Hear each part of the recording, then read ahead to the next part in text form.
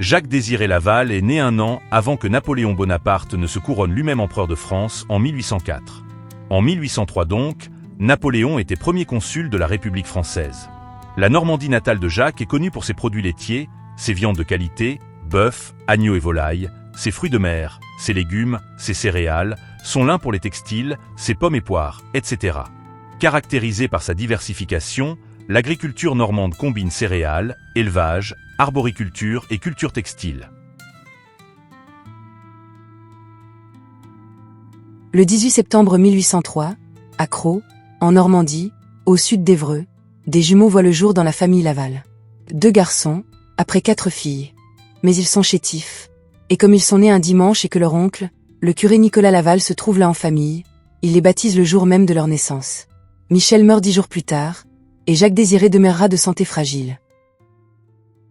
Son père est un agriculteur aisé, maire du village, tout comme l'étaient les 2 grands-pères de Jacques. C'est un homme bourru et réservé. À l'inverse, sa mère est tout en tendresse et d'une grande piété. Dans cette maison de Crau, un enfant a grandi, marqué par une mère qui accueillait les pauvres sans juger. Dès 8 ans, Jacques Laval rêve de servir les autres, médecin ou curé. Un rêve qui aurait pu s'éteindre. Mauvais élève, il veut renoncer à étudier. Son père l'épuise par les travaux de la ferme. Cependant, Jacques n'est pas encore touché au cœur. Pourtant, la petite graine d'espérance ne demande qu'à germer. À 18 ans, grâce à son oncle curé, Jacques Laval entre au collège Stanislas à Paris. Là, tout change. Il découvre le goût d'apprendre, la confiance en soi, l'espérance d'un avenir. D'élève mauvais, il devient brillant. 1826, bachelier S-lettres, 1827, S-sciences. Le collège lui ouvre les portes des études supérieures. À plus long terme, possible vie offerte aux autres. Avec sa thèse sur le rhumatisme articulaire soutenue en août 1830 à Paris, Jacques est devenu médecin. Cependant, 1830 à Paris, c'est aussi la Révolution de Juillet. Les barricades le poussent à rentrer en Normandie. Il aurait pu continuer ses études, se spécialiser. Il avait même rêvé d'aller faire fortune en Amérique. Mais avec le retour au pays s'ouvre une autre voie. Début d'un long cheminement intérieur. Maison luxueuse, chevaux élégants, fêtes extravagantes. En société, il brille. On l'invite partout. C'est une vie de dandy que mène le jeune docteur Laval à Saint-André-de-l'Eure. Luxe, plaisir, rien ne le comble. Une crise intérieure s'annonce. Le tournant approche, et repensant plus tard à cette époque, le regret sera profond, mon train de vie a scandalisé, j'ai négligé ma foi, ma messe du dimanche. À Ivry-la-Bataille, même chose. Jacques Laval mène toujours sa vie de médecin dandy, mais l'appel au sacerdoce le hante. Alors il s'éloigne toujours plus de l'église. Bien oublier la foi, la messe, la prière. Mais, tout doucement, discret soutien de sa logeuse et amitié bon enfant du curé des Pieds, l'abbé Letard, ramène le fuyard vers Dieu. Et le voilà qui pratique à nouveau. Humblement, régulièrement. Et c'est ici, dans cette église Saint-Martin, qu'il commence à vivre sa foi au grand jour, en surplis, parmi les chantres. Revenu à la pratique de sa foi, le docteur Laval s'impose de lourdes pénitences dans l'espoir de se faire pardonner son passé de dandy, son mauvais témoignage. Son obsession du passé le ronge. Sa logeuse, Madame Simon, le met en garde « Docteur, vous devenez scrupuleux ». Il comprend alors, c'est dans l'action et non dans la culpabilité que l'on construit l'espérance. Le docteur Laval ne guérit plus seulement les corps. Il se donne entièrement aux plus pauvres, soignant sans rien demander en retour. Fini fête et mondanité. Sa vie bascule. Il fait maintenant 2 tournées de 4 à 5 heures par jour, portant secours à tous. Et, s'il trouve un moment, il va se tenir devant le Saint-Sacrement. Dieu, enfin, n'est plus un juge. C'est une présence. Une paix. Jacques avait songé à s'installer durablement, acheter une maison, continuer sa vie de médecin. Afin d'échapper à l'appel du Seigneur, il avait même envisagé de se marier. Au fond de lui, il sait que ce n'est pas là sa vocation. Dieu le veut ailleurs. Des chevaux, en 5 ans, il en a fatigué 6. Le dernier se brise la patte dans une fondrière près de Villiers-en-Desœuvres. Lui-même échappe de justesse à la mort, écrasé sous la bête de 900 kilos. Cet accident est le tournant dont le Seigneur se sert pour toucher son cœur. La médecine, ce n'est pas ça qui sauvera les âmes. Il faut devenir prêtre. L'espérance en acte, c'est une vie entièrement donnée à Dieu et aux autres. Quitter la médecine pour le séminaire, abandonner le statut de notable pour celui d'étudiant humble et pauvre, loin d'être facile. Il avoue au curé des Pieds, c'est en invoquant l'assistance de la bonne mère, Marie, refuge des pécheurs, que j'ai repris ma route, à petits pas. Marie, depuis ce moment, devient son modèle, son soutien, l'icône de l'espérance. Elle guidera sa vie. Aussi bien à Pinterville qu'à Maurice. À Saint-Sulpice, le futur père Laval se voit confier le catéchisme de 40 fillettes issues de milieux défavorisés. Il espère les élever dans la foi. Mais elles sont turbulentes, vives, difficiles à canaliser.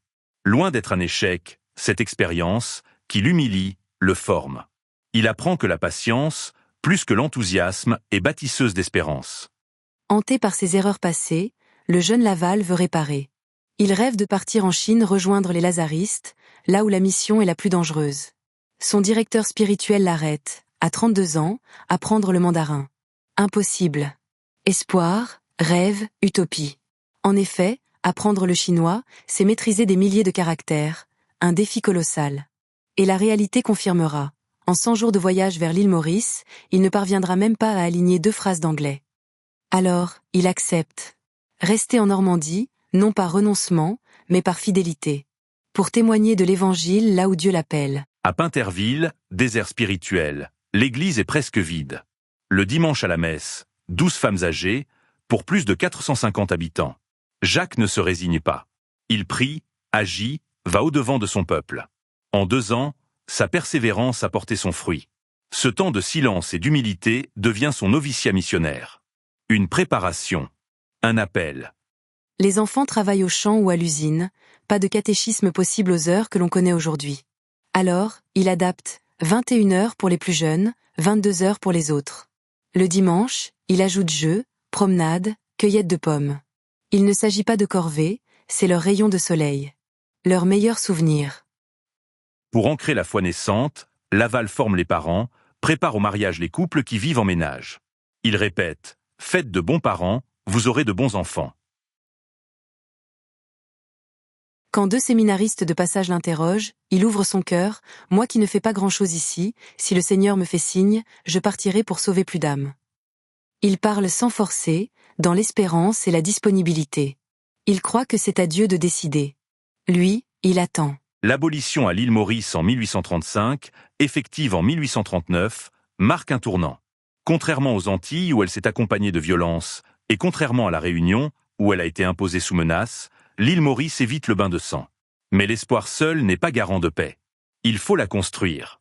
Et ce, malgré ces tensions si lourdes entre ex-esclaves et anciens maîtres. Le système de l'apprentissage prolonge la souffrance, et l'arrivée de travailleurs indiens transforme aussi la société en profondeur.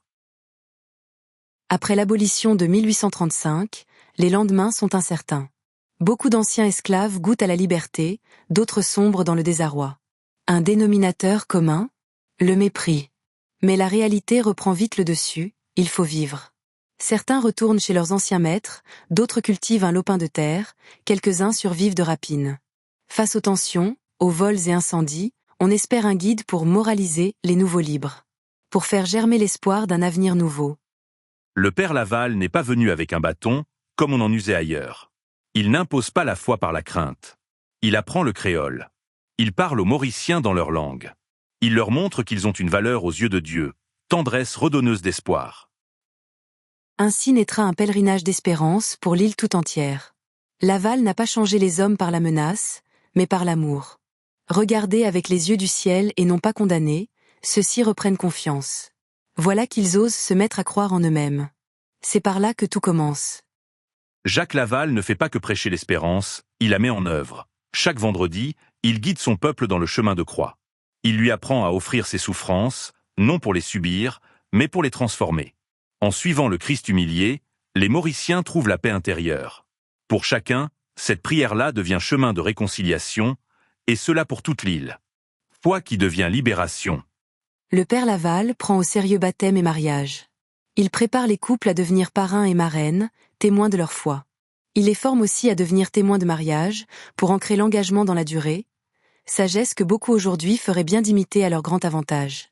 Peu à peu, la foi prend racine. À peine sortis de l'ignorance, ces nouveaux chrétiens rayonnent d'une allégresse contagieuse. Laval ne se contente pas d'évangéliser. Il fait confiance à ses premiers convertis, les forme, les envoie. Alors que le catéchisme est encore l'affaire des seuls prêtres, il choisit des catéchistes hommes, mais aussi femmes, souvent des couples. Et la moitié de ses auxiliaires sont des femmes. Une révolution pour l'époque. En Afrique, on ne verra ça que 20 ans plus tard, et seulement avec des hommes. L'historien spiritain Joseph Michel identifiera 75 noms. Beaucoup d'autres restent anonymes. Mais leur foi a tout changé. Les employés de maison deviennent apôtres de leurs anciens maîtres. En acceptant leur croix, ils transforment les rapports humains, entre patrons et employés, entre adultes et enfants. Ces nénènes, gardiennes du cœur des familles, deviennent témoins de foi. Leur vie ouvre les cœurs, relance l'existence chrétienne. Chez les Blancs comme chez les Noirs, la visite du prêtre fait craindre la mort. Les nénènes aident à pacifier les malades et accompagnent les mourants dans la dignité. Dans ces dernières années, Laval se sent inutile, incapable de célébrer la messe, se croyant dans une période stérile. Il se dit être une casse branlante, un soldat désarmé. Mais c'est alors que ces laïcs, qu'il a formés, révèlent la fécondité de son apostolat. Soutenu par sa propre prière, il les voit maintenant porter la foi là où il ne peut plus se rendre. Leur fidélité est sa plus belle victoire, la preuve qu'il avait ô combien raison de leur accorder sa confiance. Venu pour les Noirs, son amour n'a fait aucune distinction. Sa pastorale a rassemblé l'ensemble des communautés de l'archipel. Lui est artisan de paix, signe d'unité. Bien plus qu'aucun responsable politique, il reste aujourd'hui et restera l'apôtre de l'unité mauricienne. Et nous avons une espérance, le voir un jour canonisé. Dès son vivant, on le disait saint. Aujourd'hui, des milliers de fidèles se pressent à son caveau, témoins de guérison portant remerciement. Plusieurs miracles sont déjà à l'examen du Vatican. Pour atteindre la dernière marche, il n'en faudrait plus qu'un de reconnu. Et tant que la foule prie, l'espérance demeure vivante. Dès ses funérailles, des grâces lui sont attribuées. Une guérison miraculeuse est rapportée avant même que son cercueil ne soit fermé. Au premier anniversaire de son décès, attiré par sa réputation de sainteté, 4000 personnes se pressent déjà à son tombeau. Portés par tous ces gens qui constamment y viennent prier, les témoignages de guérison et de grâce se multiplient. Au temps où j'étais responsable du pèlerinage, j'ai pu rassembler quelques 900 lettres de reconnaissance. Beaucoup d'autres se sont perdues, d'autres sont trop intimes pour être publiées. Celles que j'ai retenues, j'ai veillé à les rendre anonymes.